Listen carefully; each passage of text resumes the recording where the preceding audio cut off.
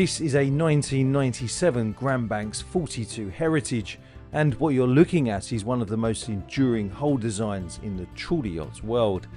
Built in Malaysia by Grand Banks Yachts, this particular example, Summer Star, was commissioned to a high specification from new and has been consistently upgraded since. The 42 was designed with long-range cruising in mind, semi-displacement hull, a long keel and twin shaft drive Caterpillar diesels. It's a layout that prioritises offshore capability, reliability and ease of maintenance, and that's exactly why so many Grand Banks owners hold on to them for decades. But what sets this Grand Banks 42 Heritage apart is her condition. Most boats of this age either have been heavily modified or left to deteriorate.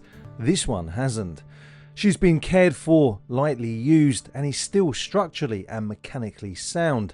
Original teak joinery, well-maintained machinery, and key upgrades like bow and stern thrusters, modern heating, and updated navigation systems.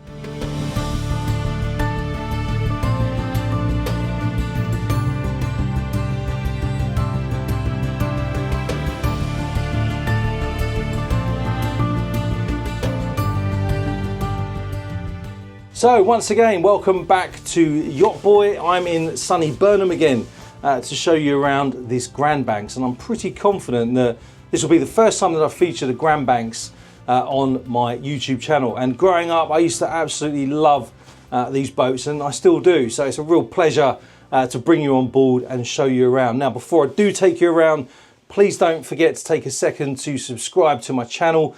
I really do appreciate it. The more subscribers I get, the more boats I can get on, and it's just a free way of supporting the channel. So please do subscribe. And also don't forget to check out my free newsletter as well. That is hosted on Substack.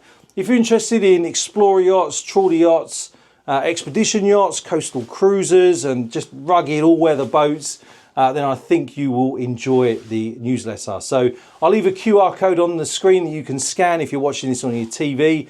Alternatively, head to the link in the video description or the link pinned in the comments, and you can subscribe there as well. Anyway, let's crack on with the boat tour. I can't wait to hear or read what you think about this beautiful Grand Banks. Up at the bow, you can see she's got that deep forefoot and pronounced spray rail that runs down a section of the hull. Classic traits of the Grand Banks hull form.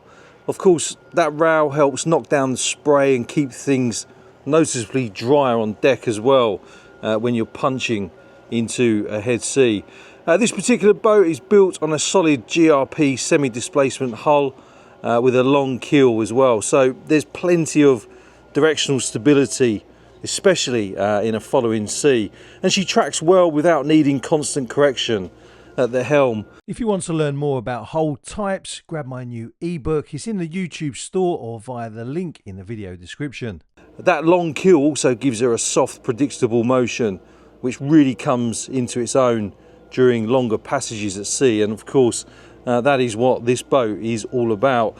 Now, as we head aft, you'll notice there's no skeg protection over the shafts, just clean exposed running gear with twin three-bladed props on the direct shafts. The props sit well aft on this boat, close to the rudders, which gives her quite a bit of a responsive feel at low speeds.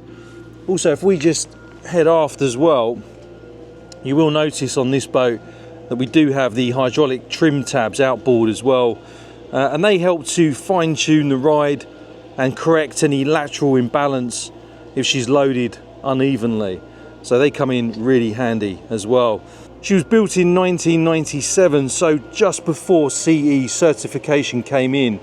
But this hull was designed from the outset with offshore cruising in mind.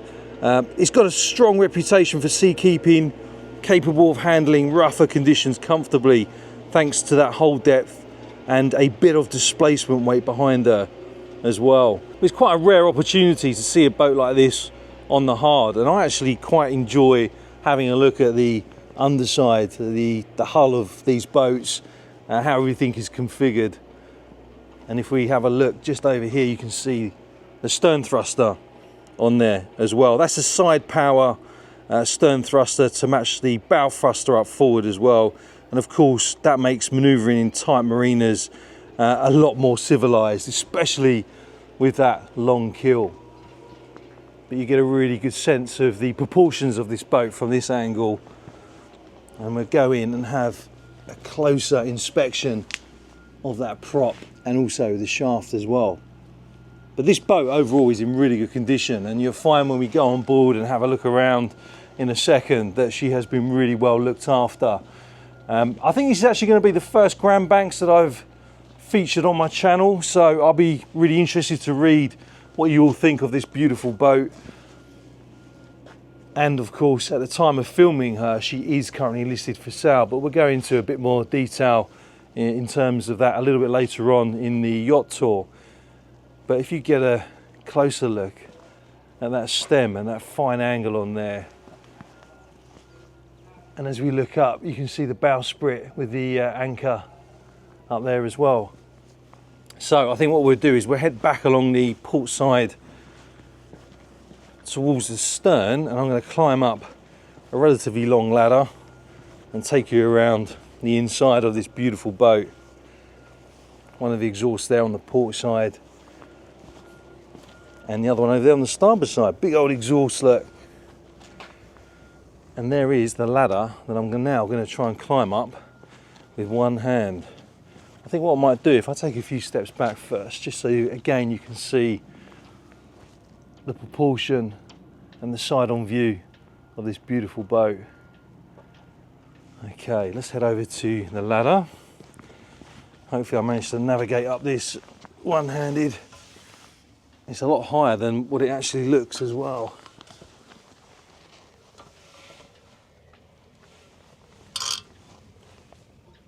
Just a couple more steps and we'll be up on the starboard side deck.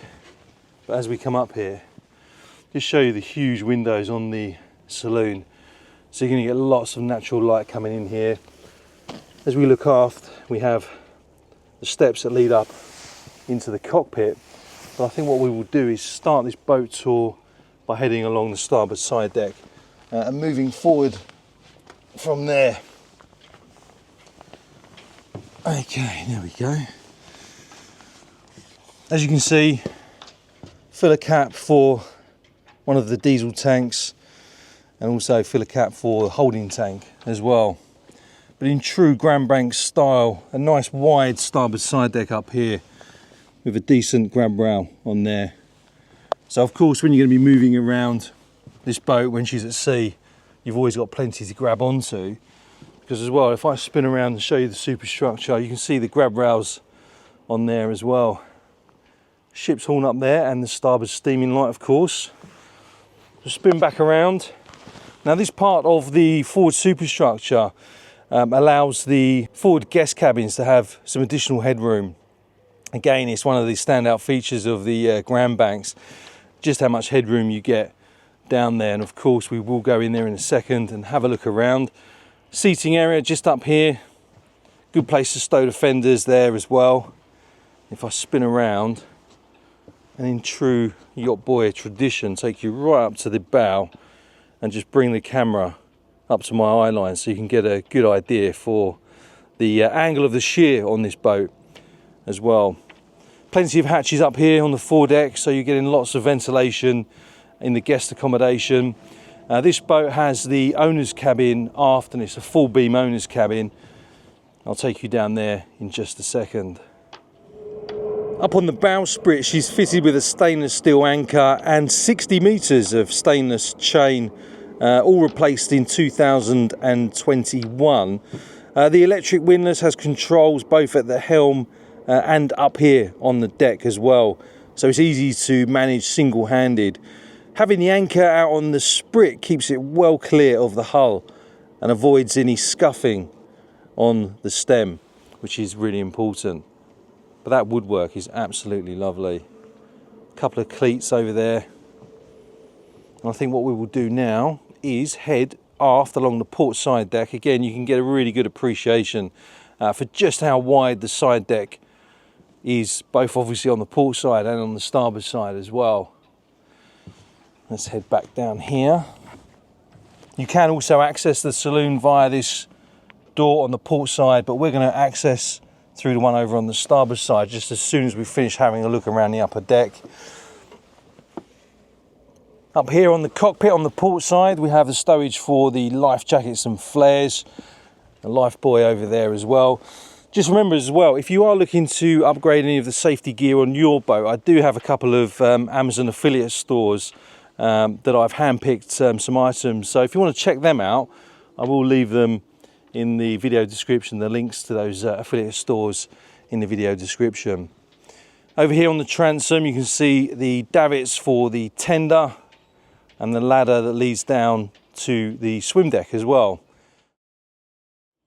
Over here on the starboard side, we have the 6-man life raft, and that was last serviced in December 2018. As we pan around towards the bow, you can see on the starboard side is another hatch, and that one leads down into the owner's cabin. We're going to come up these 3 steps up onto the Flybridge, and you're going to get a really good view up here because obviously we are on the hard as well, so we are pretty high up. Helm position on this boat is on the starboard side. Throttle control levers for the twin engines, and of course we've got the dials there as well, the RPM gauges for the engines, and I love that ship's wheel as well.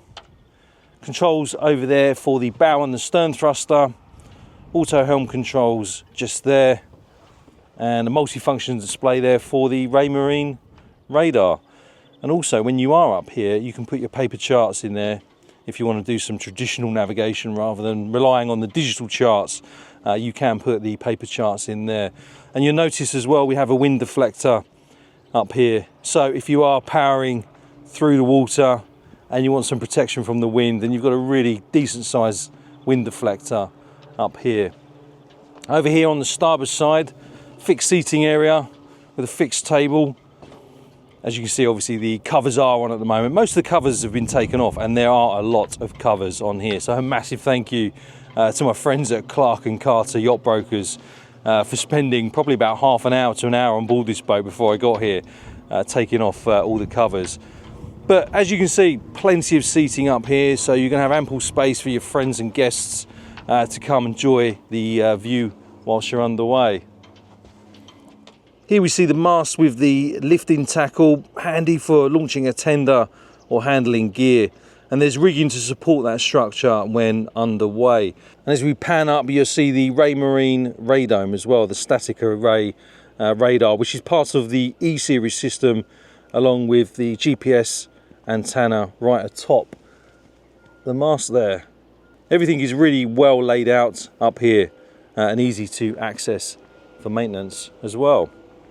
So that completes the tour of the upper deck. Let me know what you think of this Flybridge down in the comments. If I just walk forward, actually, let me just show you the view over here.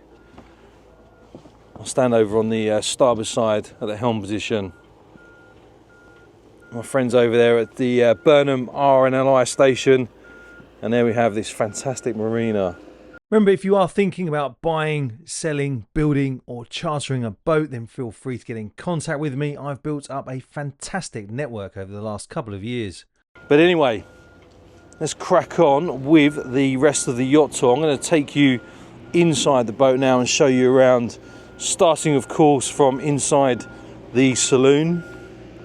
As you can see, there's plenty of safety gear on here. So the previous owners definitely safety conscious, which is really, really important. All this safety gear up here is something you don't want to leave the marina without. I cannot stress that enough. Right, so let's go into the saloon. As mentioned earlier on, we're going to access the saloon via this starboard door here. And then we go into the saloon. Over here on the port side is where we find the galley. Have our sink under here, if I can get my fingers under there just to lift that up for you to show you that. And just to the right of that, if I pop this open, you can see we have the twin gas burner and an induction hob over there on the right hand side as well, with an oven just underneath that, plenty of storage just over there. Here is where we find the fridge over here on the left. Just shut that back up. If you are wondering, that's left there just to get a bit of air into the fridge when it's not in use. And just behind here is where we find the microwave. Some more storage up here. Pop open that, it goes in quite deep actually. Over here on the starboard side, an L-shaped seating area with a table there, of course. I reckon you could probably fit 1, 2, 3, 4, 5, 6, 7, maybe 8 people up here.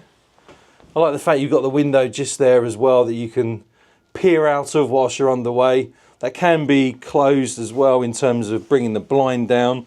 There's a cover on there at the moment, of course. But yeah, a very nice and spacious, light and airy area. Lots of headroom in here as well. And you can see we've got a grab rail amidships in here. So plenty to hang on to when you are going to be punching through the big seas that I'm sure this boat would love to take on. We'll have a closer look at the helm position here now. Traditional wooden ship's wheel there.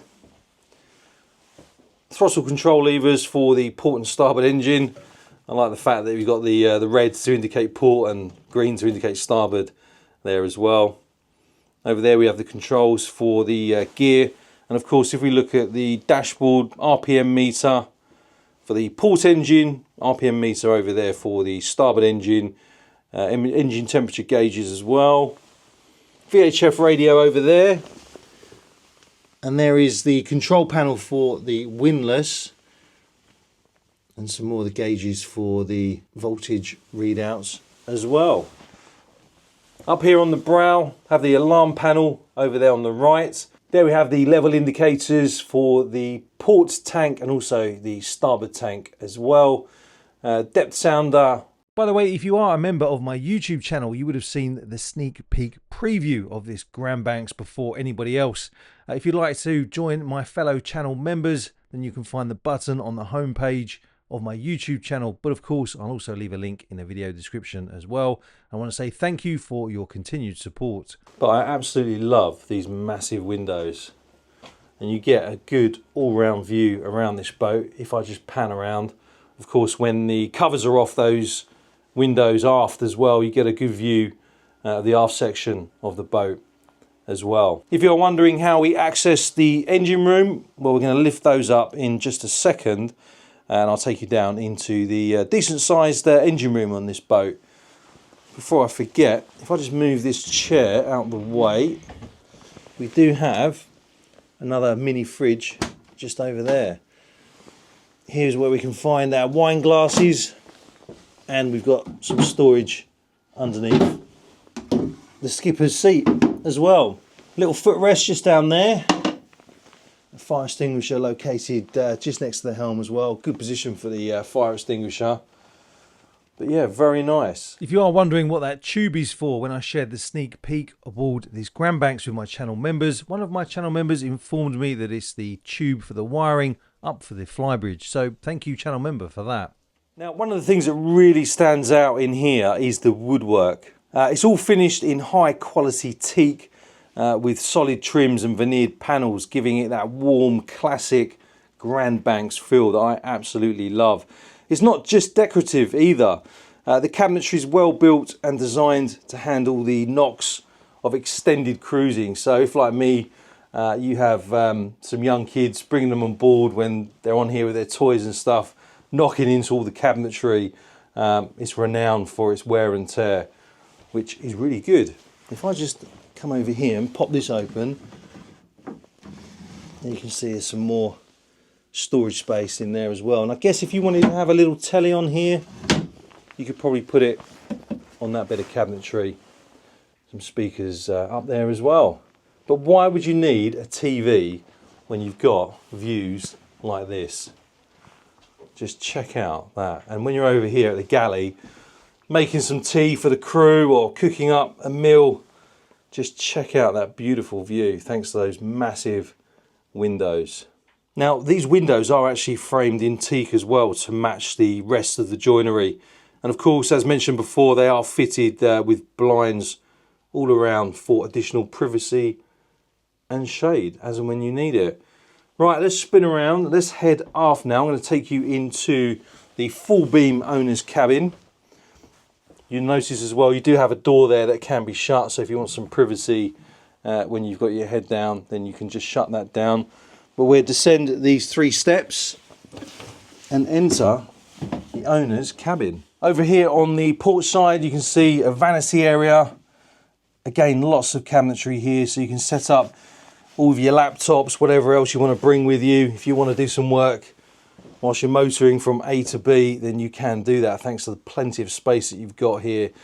2 portholes over here on the port side, and of course you've got the curtains as well. They can be opened up to get some fresh air in here.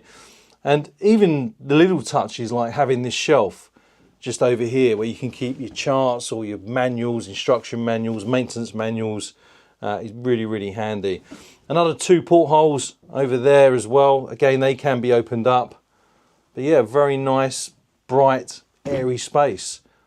And of course, over there on the starboard side, we have another vanity area as well. So both you and your partner can set up your laptops and catch up with some emails if you're still working whilst away from home. And over here, there's some decent hanging locker space. And that goes quite far back actually. So if your kids become a little bit unruly, then you could probably turn this into a brig as well. There we go, look. Just shut that back up. Nice big mirror just up there. Good place to come and practice your salutes. That is with my right hand, by the way. I notice a lot of the times when I do the salutes on these boats, people say you can't salute with your left hand. That's actually my right hand. Radiator over there. And over here on the port side is where we find the head. And of course, the sink over there. And again, another porthole that can be opened up. And some curtains as well. And some more storage just in there for all your toiletries. Plug socket just over there. And some more storage just underneath. Now, both the heads on board are fitted with Jabsco marine toilets, and of course they're robust and easy to service, with the aft one upgraded to a full-size unit in 2022. They're both plumbed into a holding tank system, so you've got flexibility whether you're offshore or in a marina, and each head has its own tank as well, complete with a monitoring system, so you know exactly when it's time to pump out, which is really handy for extended cruising. If we head over to the starboard side now, I'll show you the shower. We've got some storage in there. But yeah, nice size shower in here. I can stand in here and quite easily move around so I can get to all parts of my body that need Dobbying. I like the fact as well we've got a seat. But yeah, very nice. Open this up for some additional ventilation if you like hot and steamy showers like I tend to do. And a shower curtain just over there. But yeah, very spacious and obviously very easy to access.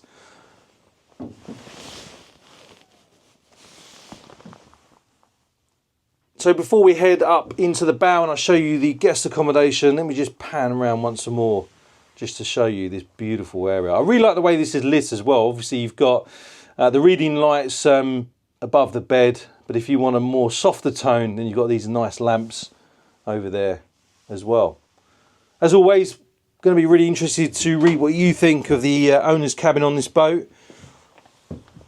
Let's step up now back into the saloon and we'll head forward and show you around the guest accommodation. So back down these steps. I do like the split level living arrangement on this boat as well. I always prefer split level living.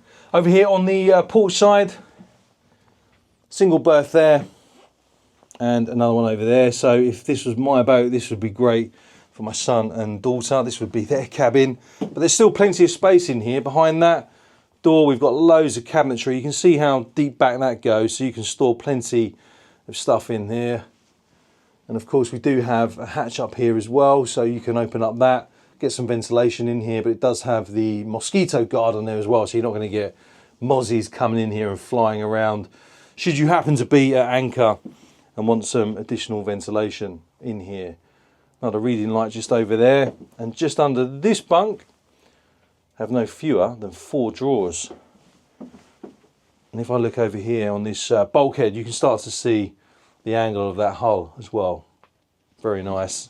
Under this bed, another 2 drawers, and this does have a sliding door as well, so when your kids are kicking off and you want to put them in their cabin and shut the door for some peace and quiet, then you just slide that door across. Moving forward, we have the V berth.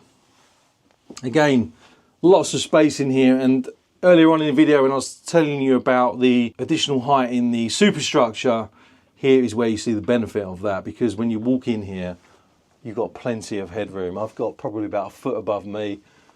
There's the other hatch, again with the mosquito guard up there as well. But that can be opened up, get lots of fresh air in here. Another reading light just over there on the starboard side with some more cabinetry just through there. More drawers over there, another 3 drawers on the right. Another 3 drawers over there on the left as well. You can see the thermostat down there for the radiators. If I just open that, another full-length mirror. So if you really want to start checking your navy salutes, you've got plenty of mirrors to do that. Just shut that back up and head back through here, and I shall show you the guest head and shower. So there's the other toilet we were talking about. Decent amount of space in here, to be honest with you. Decent sized sink, more storage space just under there. Another big old mirror, and another hatch just over there. Let's just open this up a little bit and just show you that porthole that can be opened up as well. But yeah, but look how much space you've got in here. So many different cubby holes and little drawers like that you can put your stuff in. Radiator behind that toilet, and here we have a separate shower, so it's not a wet head. In case you do have guests that don't like the idea of having a wet head, you do have a separate shower. I shall step in here. Yeah, decent amount of space. Again, plenty of areas to keep all your toiletries on. And another little cupboard just down there as well. But let me know what you think of the accommodation areas in the comments below. Whereas the twin single has a sliding door, the forward VIP cabin, shall we call it, or the V berth, has the traditional hinge door as well. Right, so that completes the tour of the accommodation areas. As I said to you right at the beginning of the video when we were out just under the hull, she has been really well looked after. So kudos to the owners. If you're wondering, just under these steps is where you can get access to the master switches for the batteries as well. So I'm now going to lift up the hatch over here on the starboard side and get access down into the engine bay so we can have a look around there. I think you'll be quite impressed. So let's just put that up on there. And here we get our first view of one of the 2 Caterpillar engines. That one obviously is the port engine. But look at that beast. Onan generator just over there. Right. Let's hope I don't fall as I try to navigate my way down into the engine room with just one hand, with camera in the other hand. It's always easier said than done, especially when it's the first time descending into the engine room. You want to make sure that everything you put your foot on is something that is supposed to be weight bearing. That's the last thing you want to do, is start breaking stuff on a boat that you're featuring. So yeah, there we go. Now this boat is fitted with twin tanks, one on each side for better balance and trim, and combined they give you a total fuel capacity of just over 2,270 litres, which is a solid range for coastal cruising or indeed longer passages at displacement speeds as well. They're positioned low and outboard to help with stability, and access is really good actually for checking levels and doing routine maintenance.